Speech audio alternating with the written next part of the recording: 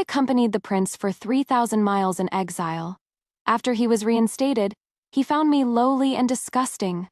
Later, when rewards were being distributed in the Golden Throne Hall, I asked him for only one thing. The prince thought I would ask for a title. I bowed deeply and said softly but firmly, "May your highness grant me and General Shen a marriage." The prince's eyes widened in fury. It was only then that he understood on the 3,000-mile road of exile.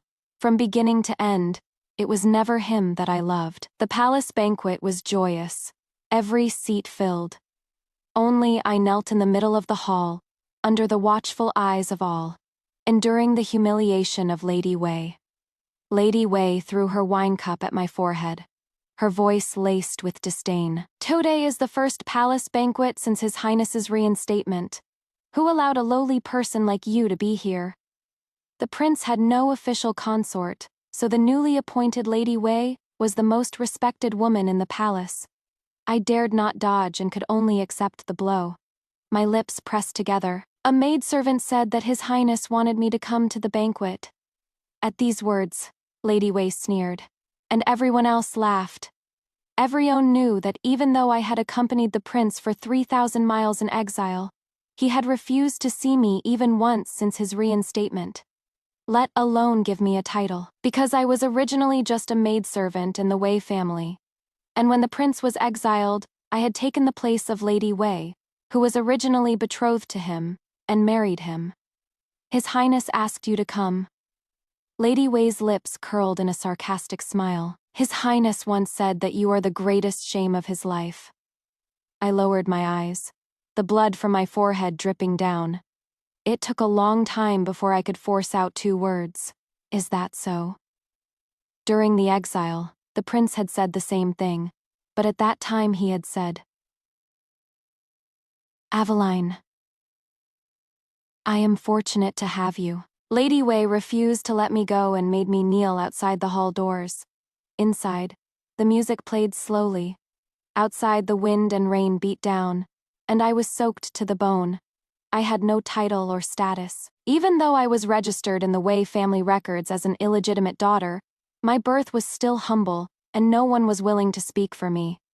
The only one who would have spoken for me, General Shen, was no longer here. Suddenly, a eunuch announced, "His Highness the Crown Prince has arrived." I was already kneeling, so I didn't need to get up.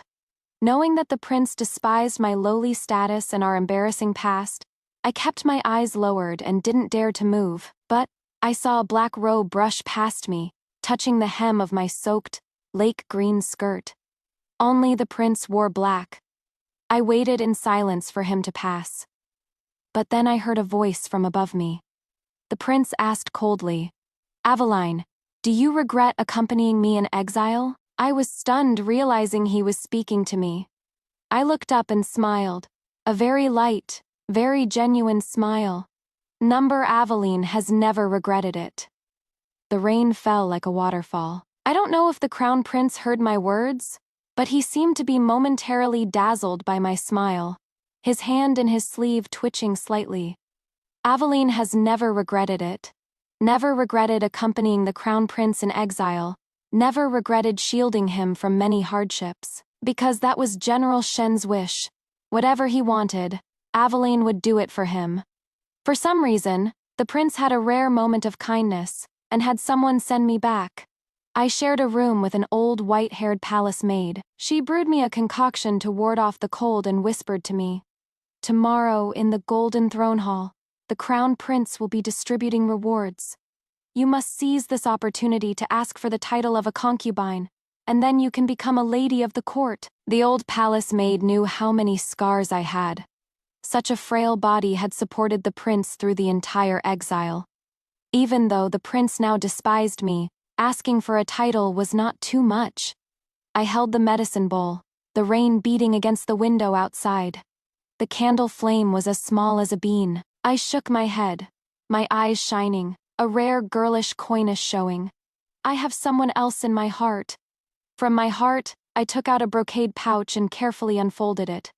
Inside was a marriage contract. It was stained with blood and tears, and the writing was a bit blurry, but the names were clear. Arthur Shen and Aveline Wei. The prince likes Lady Wei. I also have someone I like, but the prince is a little luckier than me. In the middle of the night, I was awakened by the sound of the wind. In a daze, I suddenly remembered. The night I was married to the prince in place of another.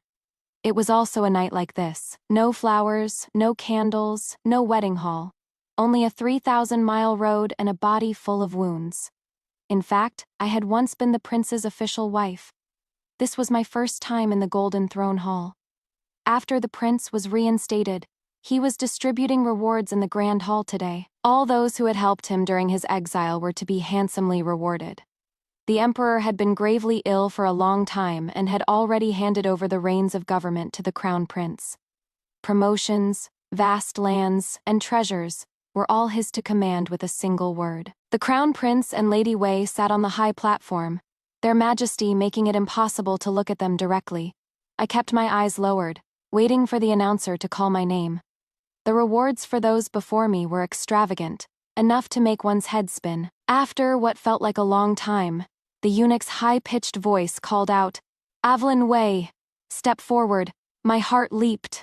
I stepped forward and knelt on the polished floor. Before I could speak, Lady Wei spoke, her voice laced with a warning. "Evelyn, you were originally just my maidservant. To be able to take my place and accompany His Highness for a time was a blessing from heaven. You must remember your place and not covet what you do not deserve." I had heard their discussions earlier.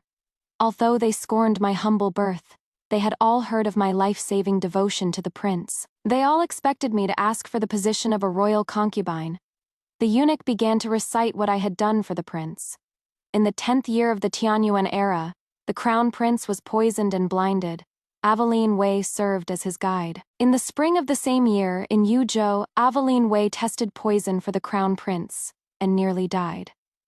In late spring, during the exile, they were ambushed by bandits. Evelyn Wei cut her own arm to feed the crown prince her blood. With each sentence, the hall grew quieter, and Lady Wei's face grew uglier. Towards the end, even the eunuch's voice trembled. The crown prince interrupted, his voice cold. "That is enough. Evelyn Wei, what do you want?" His tone suggested that I could have even asked to be the crown princess. The prince had always thought I would ask for a title. Even if this past was a humiliation for him.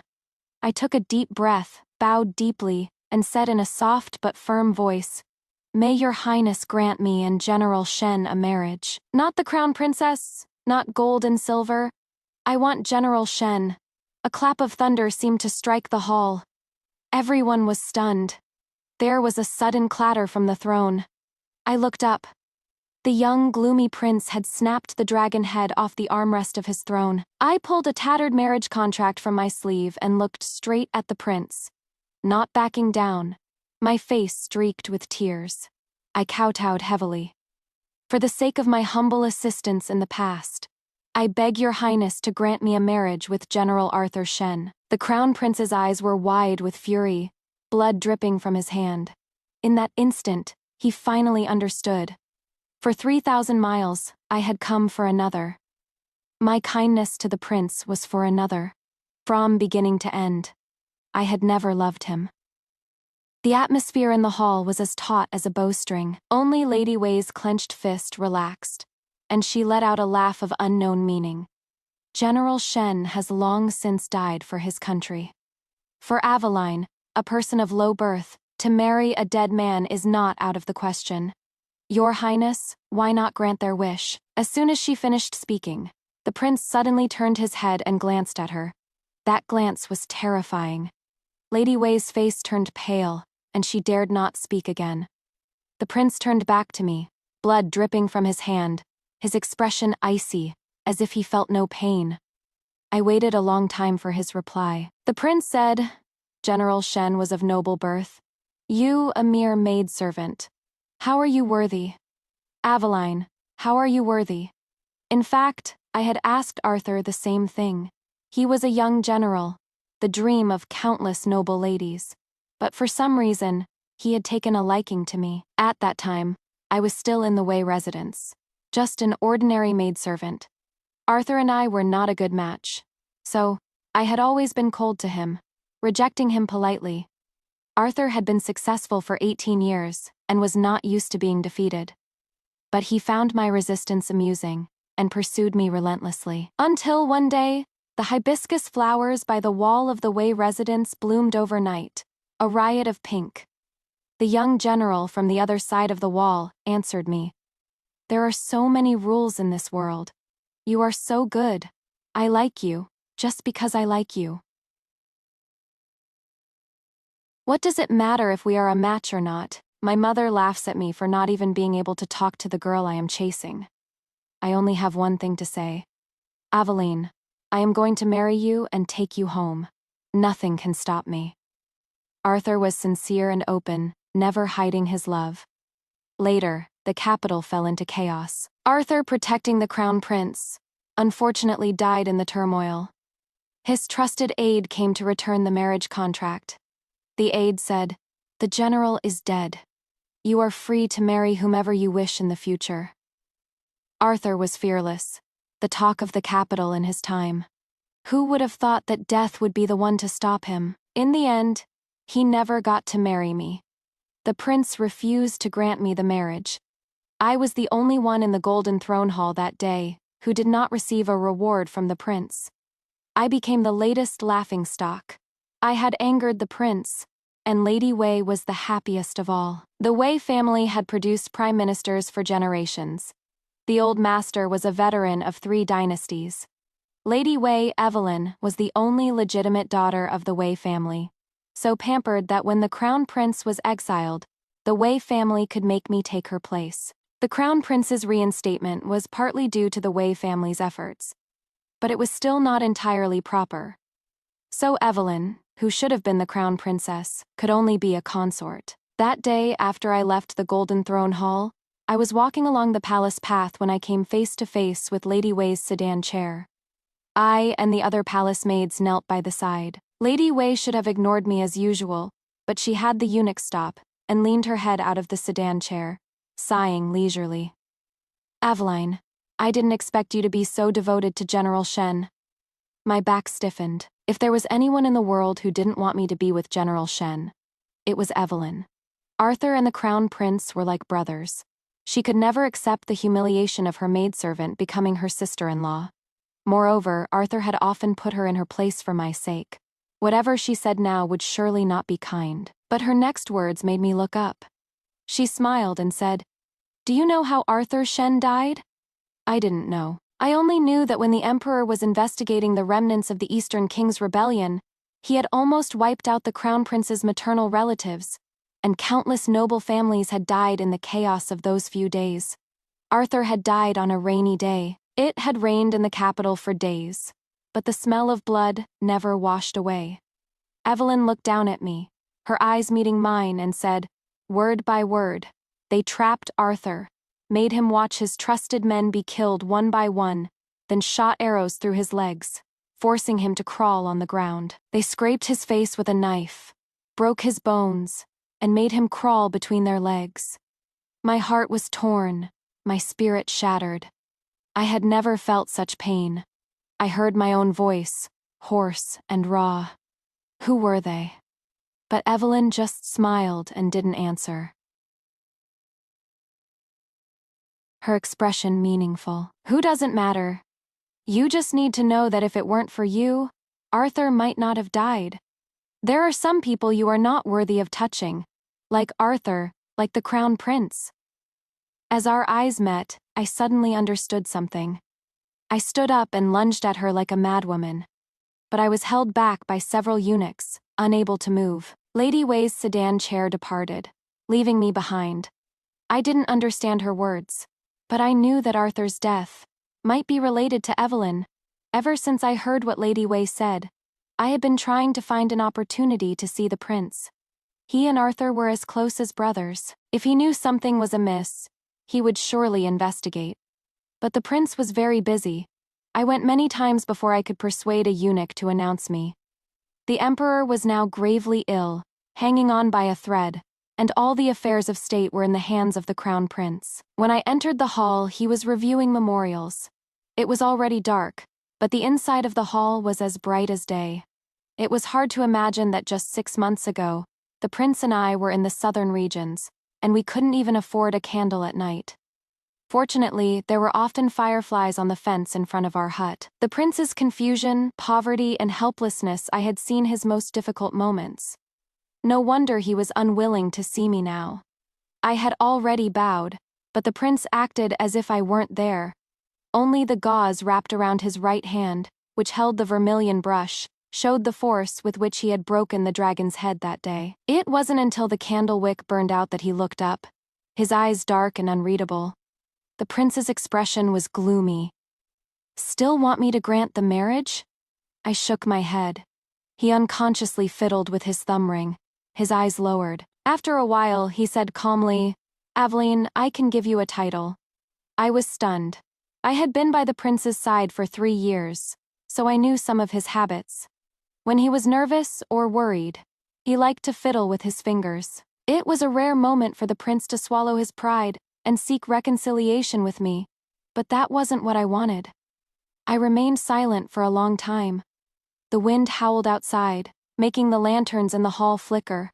The longer I was silent, the uglier the prince's face became. In the end, it was so dark it looked like it would drip water, his aura full of hostility.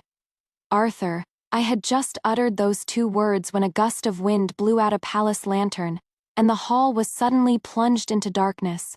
That was the name he couldn't bear to hear now. The prince kicked the table, and it overturned, sending memorials scattering across the floor.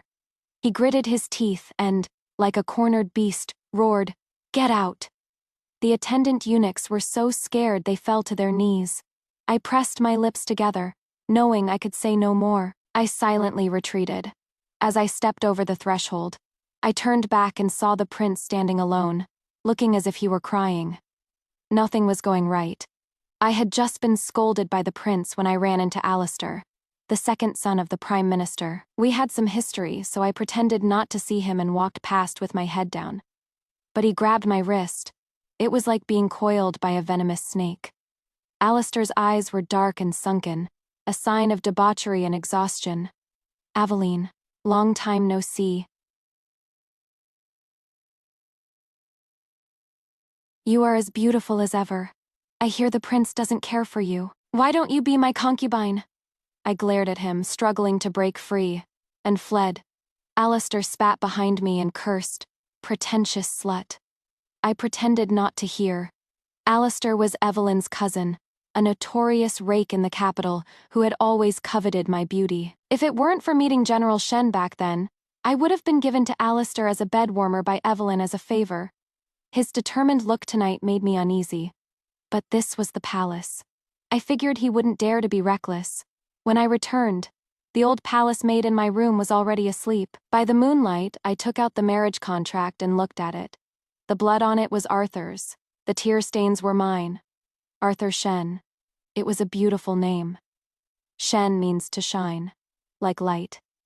Even in death and humiliation, Arthur's life was clean and upright. And he had always loved my kindness. But Arthur, what if my kindness cannot avenge you? What should I do? I slept fitfully, and in the middle of the night, I heard a strange noise. A pair of eager hands roamed over my body. I snapped my eyes open.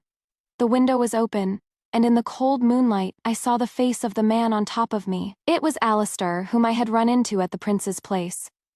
He clamped a hand over my mouth, the taste of blood in my throat. The difference in strength between a man and a woman was too great. I couldn't struggle free. I had never imagined he would be so bold in the palace. I stared at him in despair, but then I saw the old white-haired palace maid who had been woken up, trembling as she brought a vase down on his head. Blood trickled down Alistair's forehead. Without turning his head, he drew a dagger from his sleeve and stabbed her. The dagger plunged into her flesh, and blood spurted out. The old palace maid didn't even have time to cry out before she staggered and fell to the ground. Dead. Alistair laughed and cursed. Old hag. Alistair, having been hit, was less interested than before. He grabbed my hair and slapped me several times. He couldn't hide his disgust. "You are just a maidservant. It is your honor that I want to sleep with you, understand? I said nothing, just looked at him calmly, but this seemed to enrage him. Alistair spat in my face, a triumphant look flashing across his. Aveline, that look of yours reminds me of someone I hate. He looked at me the same way before he died. Do you know who it was? Alistair laughed. You've guessed it, haven't you? It was Arthur Shen. What did they used to say? He was the clouds, and we were the mud. In the end, wasn't he still trampled into the mud by us? There are two kinds of noble sons. Zone is like Arthur Shen, a young general with a boundless future. The other is like Alistair, hollowed out by wine and women. Mud that can't be plastered on a wall. Arthur had never deigned to associate with Alistair and his ilk. Alistair looked at my face, his lust reignited. He buried his face in my neck, one hand fumbling for my sash, his words slurred, almost boasting. The capital praised Arthur Shen's unyielding spirit, his never retreating on the battlefield. That day we ambushed him. I was curious if his bones were really that hard. So, I broke them, one by one. It was nothing special. In the end, we still weren't satisfied because he never bowed his head. I told him that if he could crawl between our legs before he died, I wouldn't bother Aveline from the Way residence when I got back. And he actually did it. It was incredibly satisfying. Why did you have to provoke Evelyn? If she hadn't reminded us, we wouldn't have thought of using the chaos in the capital to ambush him. At that time, the Crown Prince's maternal clan was a party that everyone had the right to punish. Who would care about the death of one Arthur Shen? You see, it was for such simple reasons. Just because Evelyn hated me. Just because Alistair and his friends were jealous of Arthur. Me young general was dead. Alistair wasn't afraid to tell me all this. Because I had nothing and no one behind me. I closed my eyes. Does the prince know? Alistair's lips moved down in a hurry, and he sneered. So what if the prince knows? Is a dead Arthur Shen worth him offending so many noble families? He finally noticed my calmness and was about to look up.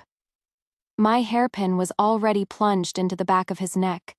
I pulled it out with force. Half of it broke off inside him, and blood spurted onto my face. The vase fell. The hairpin broke. I thought, kill him.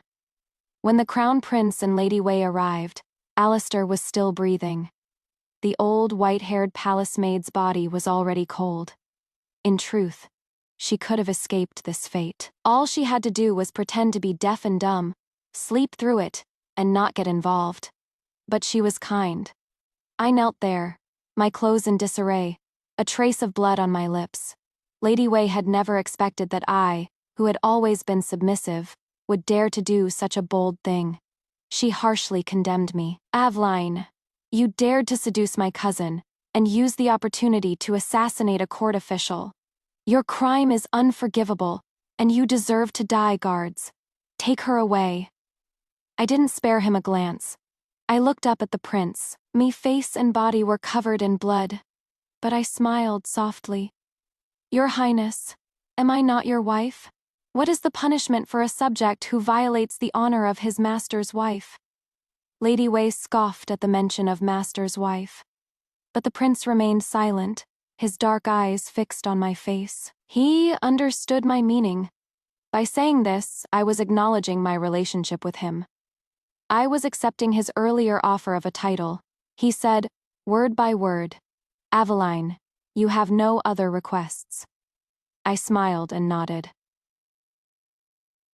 Aveline only wishes to be by your Highness's side always, to have a title. The prince reached out and wiped the blood from my face, his hot fingertips lingering over the places Alistair had touched. I heard the prince's cold voice.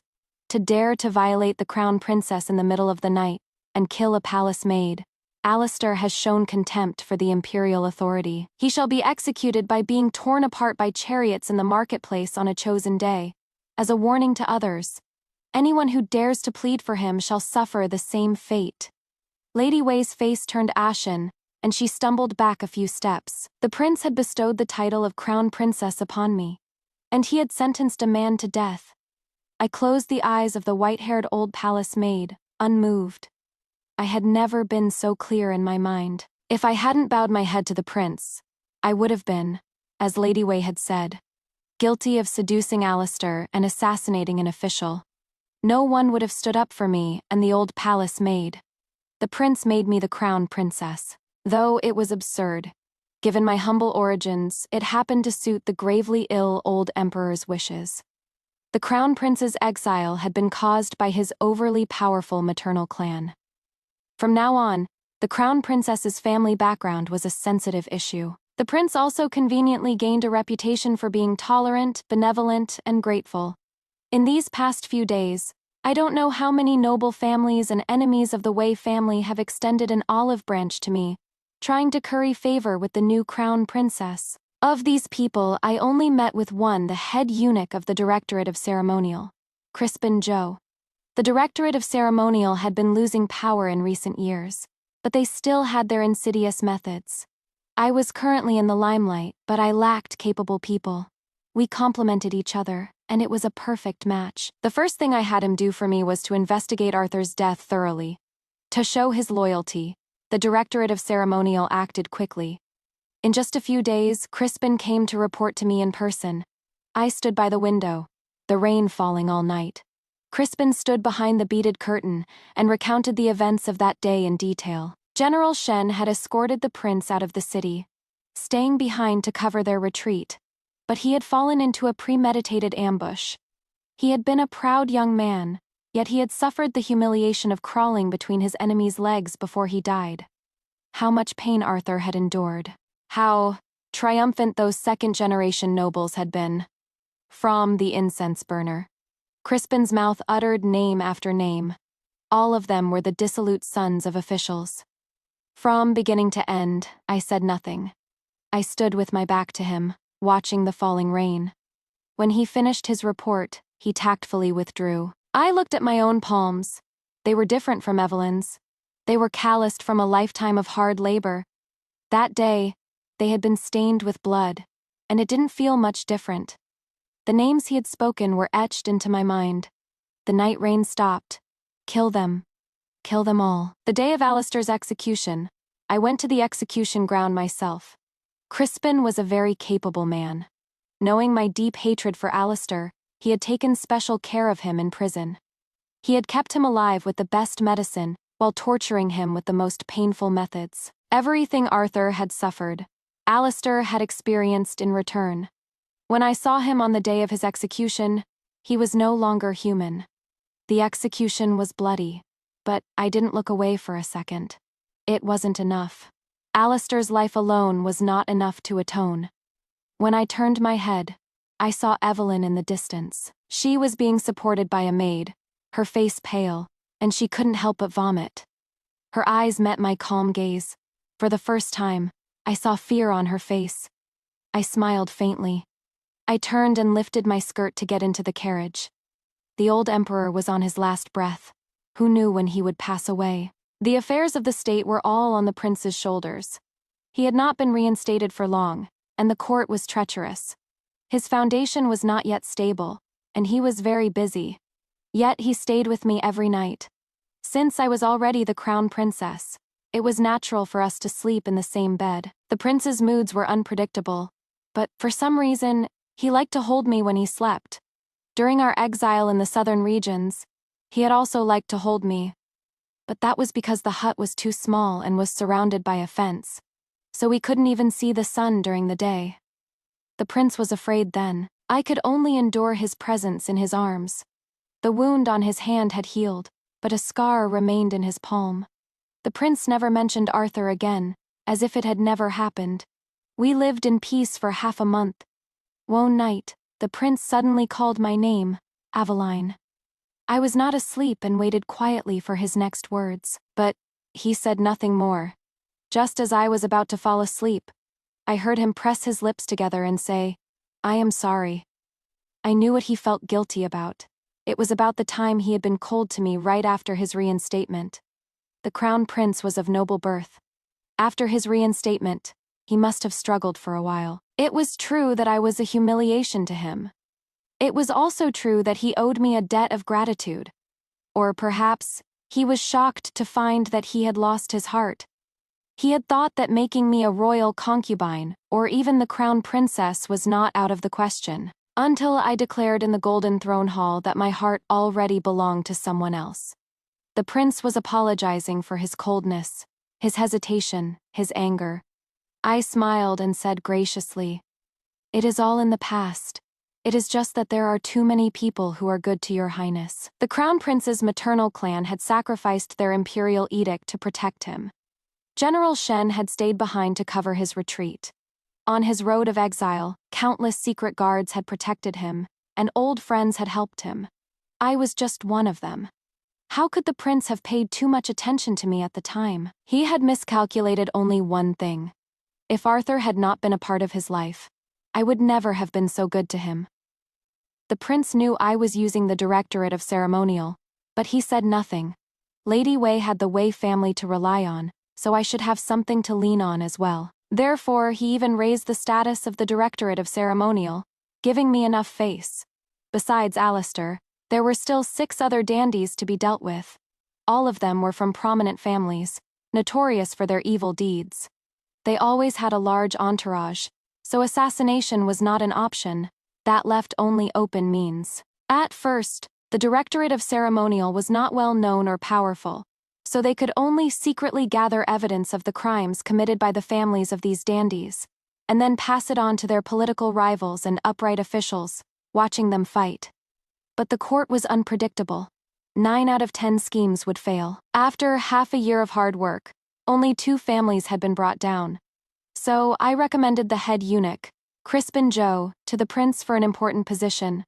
The prince had been reinstated, but those who had caused his exile and slandered the crown prince's faction were still smiling at him in the court. He needed to consolidate his power and had many dirty deeds to do. The Directorate of Ceremonial became his sharpest blade. From then on, I no longer had to painstakingly collect evidence of the crimes committed by the families behind these dandies. All I had to do was let the eunuchs of the Directorate of Ceremonial burst into their mansions, make up some baseless accusations, and then I could have their assets confiscated and them exiled. It was rumored in the capital that the Directorate of Ceremonial was the crown princess's hound. The family of General Li was the first to fall this way.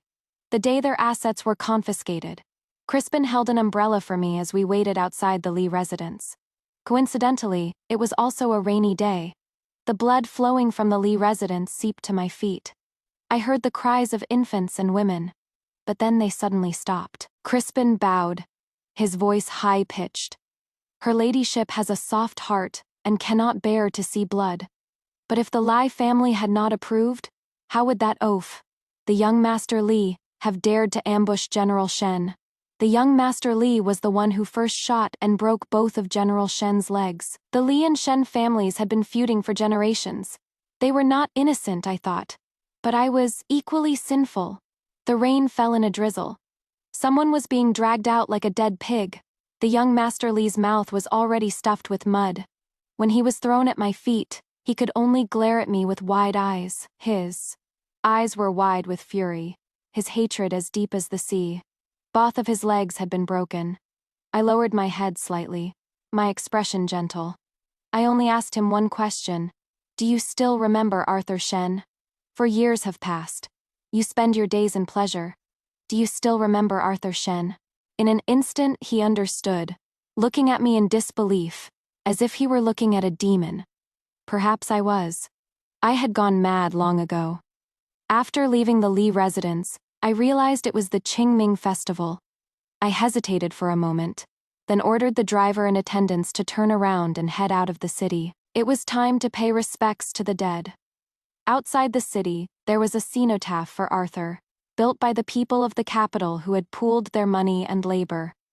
From a young age, he had defended the country, his name renowned throughout the capital. People had expected that he would one day be immortalized in history alongside the then crown prince, as a wise ruler and a brilliant general. But now, only a cenotaph remained. I stopped the carriage nearby. Lifting the curtain, I saw a continuous stream of people sweeping Arthur's tomb. Some were so moved that they covered their faces and wept. Some had already recognized my carriage, and though angry dared not speak, they gave it a wide berth. The Directorate of Ceremonial and the Crown Princess's notorious reputation in the capital was no longer a secret. The maid asked, "Your ladyship, are you not getting out?" I was stunned. I looked down and saw that the hem of my skirt was still stained with blood. After a long pause, I shook my head. If I went to pay my respects, it would only tarnish Arthur's good name. It was best if people never knew that he and I had once been betrothed. Before returning to the palace, I caught a glimpse of a beggar under a willow tree, disheveled and dirty. The rain was falling, and he had nowhere to take shelter. I instructed the maid, "Give him an umbrella." The Lai family has fallen. The remaining families won't be far behind. In just 3 months, the families of the dandies who had participated in the ambush of Arthur had all collapsed, one after another. The Crown Princess's infamous reputation spread far and wide. Few knew that her original name was Aveline, a truly gentle name. When the prince arrived, I was still blending incense. Incense calms the mind. I hadn't seen the prince this angry in a long time. He said, "In 3 months, Aveline, how many families have you destroyed? How much blood is on your hands?" Today in court, the Wei family, with half the officials, demanded that I have you executed. I had already received the news. To show his determination, that old master of the Wei family had even smashed his head against a pillar in the Golden Throne Hall. He regretted not realizing back then that a mere maidservant could bring such disaster to the country. I lit the incense, my eyes lowered and my expression gentle, showing no great emotion. I said, "Then your highness should do as they say." The prince was silent for a long time. When I turned my head, I saw the veins on his forehead and neck bulging. He forced out the words, "You want to avenge him. Why the rush?" I smiled. So the prince also knew what I had been doing all along. The prince had more to consider than I did. He had experienced exile, and his former arrogance had faded, replaced by a greater capacity for patience. He was right. I should have proceeded slowly, so as not to burn myself in the process. But I couldn't wait. The hall was silent for a long time. The young prince came forward and silently embraced me. He buried his face in my neck. A warm liquid flowed down. The prince said, "Aveline, I will protect you. Your revenge is complete. Forget him." It has been a year since the crown prince returned to the capital. The old emperor has abdicated, and with loyal ministers supporting him and the Directorate of Ceremonial doing his dirty work, the crown prince has basically consolidated his power. The old, sick emperor finally passed away on a sunny day. The palace was busy with the emperor's funeral. I took the people from the Directorate of Ceremonial and went to Lady Wei's chambers myself. For the past 6 months she had watched me collude with the eunuch faction, watched the people who had harmed Arthur die one by one in misery. She had grown thin and haggard. The Wei family, priding itself on its integrity, could only curse the Directorate of Ceremonial in the court.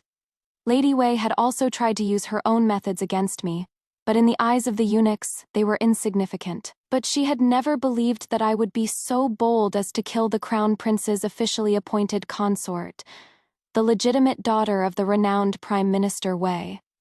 Until I threw a sword and a white silk cord in front of her and told her to choose. She collapsed to the floor, scrambling backward in terror, but she was dragged back by the eunuchs. I knelt down, my voice still calm, but with an undeniable note of confusion.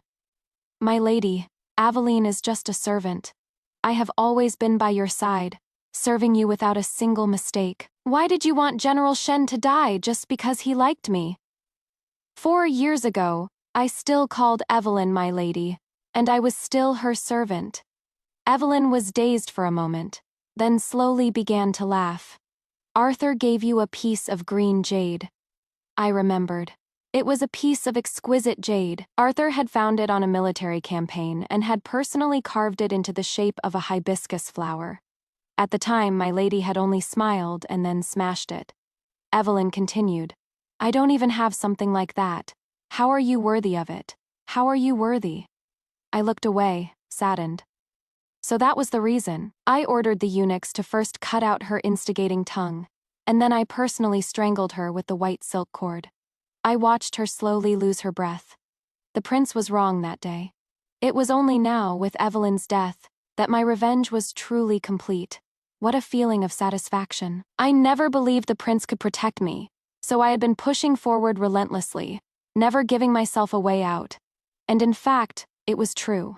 Before he died, the old emperor had passed the throne to the crown prince, but he had also left a secret edict, ordering the public execution of the crown princess by poison. It seems my infamous reputation had reached even the old emperor. Upon hearing the edict, the prince immediately sealed the entire palace. However, it was only a matter of time before the news spread. When the crown prince came to my palace, I was kneeling at a table. A few flowers were arranged in a plain vase on the small table. The pale sunlight streamed in through the window, like fine gauze.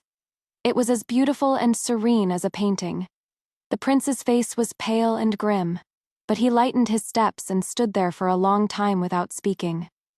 The day I was married to the crown prince in place of another seemed to have been a similar scene. The crown prince, suspecting me of being a spy, was unwilling to approach. I lifted my own veil and said solemnly, "Your Highness, I am Aveline. I will protect you." The prince had laughed, probably never having been promised such a thing by a young lady. Who would have thought that I would actually keep my word? Now, with the palace morning bells tolling and the emperor dead, the crown prince, as the heir, clearly had many things to attend to. Yet he was spending so much time in my palace in silence. I looked up calmly, unafraid of death. "Your Highness, it is only death, by poison. If we can be together, why fear death?" The old emperor was paving the way for the crown prince. The Directorate of Ceremonial had done too much for both of us. Although the court was now under the crown prince's control, we had incurred the wrath of many. If I were to be executed, their anger could be appeased. The prince looked at me in a daze. But he said something else. He said, "Aveline, if I had met you earlier, would you have liked me?" I was stunned, but then I laughed. "Your Highness has forgotten. One year at the Imperial Garden Flower Banquet, I was fishing for a bracelet in the pond, and Your Highness saw me." The crown prince did not understand. One year, Evelyn took me to the Imperial Garden Flower Banquet. When she was in a bad mood, she liked to take it out on her maidservants. She tormented me by saying her bracelet had fallen into the old lotus pond, so I took off my shoes and socks and waded in the water all afternoon. My skin wrinkled and swollen. Just then, the noble crown prince passed by, glanced at me indifferently, and frowned imperceptibly. The attendant immediately understood and scolded me. Where did this maidservant come from, getting in his highness's way? They thought I had deliberately waited there to accidentally meet the prince. I was made to kneel. Only a young man in purple beside the crown prince laughed. "The crown prince is just narcissistic. Don't mind him." The attendant fell silent. The crown prince did not pursue the matter and walked on. The young man in purple stayed behind, waded into the pond, and asked me what kind of jade bracelet I had lost. Looking back, he was so dashing and carefree. It turned out he was Arthur Shen. I brought up this past event. The prince suddenly remembered, and he was shocked to realize that he and Arthur had met me on the same day. And he had even met me earlier. I looked up and smiled, answering the prince's question. "I met your highness earlier, and I almost got a beating. Aveline only likes people who are good to her. Your highness, I would never have liked you." The prince coughed, covering his mouth. Blood trickled down between his fingers. He turned his head away. "So, that is how it is. I will send you out of the palace." I stared at him in astonishment. This was a very serious statement. If the prince disobeyed the late emperor's edict to execute me, who would recognize his legitimate claim to the throne? I thought about it and shook my head. The country was easily thrown into chaos. Who knew what kind of storms would follow? What kind of good young men like Arthur would die? The prince was not surprised. His voice was soft. He said, "Arthur Shen is still alive." I thought I had misheard. I snapped my head up, and the world stood still. The prince said, "I just received the news today." I felt as if I had lost the ability to speak. I couldn't hear a sound, and I didn't move. I had so many questions. I wanted to ask where he had been, why he hadn't come to see me. After what felt like a long time, I asked, "Is he well?" The prince remained silent, only saying, "I will send you out of the palace to his side." The sky outside the window had changed color without me noticing. Dark clouds were rolling in. Even if the crown prince was lying to me, it made my decision waver. I looked down at my hands. A year of pampering, with countless expensive ointments, had actually managed to erase the calluses from my palms. They no longer looked like the hands of a servant. Just yesterday, I had used these hands to strangle Lady Wei. Unfortunately, they were stained with too much blood. The rain slammed against the window, the drops stinging my eyes. I realized that, at some point, I had started to cry. My voice was hoarse. "Your Highness, I cannot leave the palace." The Directorate of Ceremonial had done too many dirty deeds. Even if most of it had nothing to do with me, people still blamed me. If I left the palace and was seen with Arthur, and my enemies found out, I would surely lead him to his death. Sometimes when I looked in the mirror, I didn't recognize myself. I selfishly hoped that he would only remember my former kindness. "Your Highness, to exchange Aveline's one life for the stability of the court, the contentment of the people and the well-being of General Shen is a very good bargain indeed. Arthur Shen is still alive. This is the best ending I can imagine. The late Emperor's edict demanded my public execution by poison to prevent any deception and ensure I did not survive. This was my second time in the Golden Throne Hall. To this day, I still don't know if what the prince told me was true. I don't know what reason would have kept Arthur from coming to see me. Therefore, I never asked him any more questions about Arthur. If it was a lie, I wouldn't probe. At least I would have a memory to hold on to. If it was true, and I probed, I was afraid I wouldn't have the heart to die. With the prince present, the old officials dared not curse me, but they stared at me with hatred, a look of satisfaction on their faces. After all, I was about to die. After the eunuch read the late emperor's edict, he presented a cup of poisoned wine. The prince did not turn away. The veins on his forehead bulged, and he used all his strength to control his rage. The emperor's helplessness, the feeling of powerlessness, and then anger. I did not hesitate and drank the wine in one gulp. The poison coursed through my veins, and my mind twisted in an instant. At the entrance of the Golden Throne Hall, someone let out a heart-wrenching scream. "Aveline!" The voice was familiar. I snapped my head around. The person who had come was not human in appearance. His face had been disfigured by the dandies. His bones visible, his flesh grafted, his gait awkward. There was no one in the world more like a demon than him. I only saw him for a moment before my senses failed me. In my mind, he slowly transformed back to his original form. Purple robes, a high ponytail, peach blossom eyes, a fast horse, a general, a hibiscus flower. I vomited blood, desperately trying to crawl towards him. The hall was in an uproar. Only the prince on the throne remained calm. Not surprised, I vomited mouthful after mouthful of blood, the pain excruciating. I didn't know if this was a dream before I died. Arthur carried me on his back. I knew he was taking me out of the palace. No one stopped him, because everyone could see I would be dead in a quarter of an hour. The palace road was long, and it seemed we would never reach the end. I couldn't hear him speak. I couldn't see him, but I knew that Arthur was here. Before I died, I finally saw him one last time. I had never felt such sorrow, never felt so fortunate. I remembered, a long, long time ago, I had just exchanged marriage vows with Arthur. As he rode away on his horse, he laughed triumphantly. "Aveline, wait for me to carry you through the door next year." It was only then that I learned that on the wedding day, the bride was to be carried by the groom. My face turned red. I never thought that would be the last thing he said to me before the capital was turned upside down, Arthur. He had come to fulfill his promise. I closed my eyes in relief. It was just that. Once, the sun had shone on a hibiscus flower.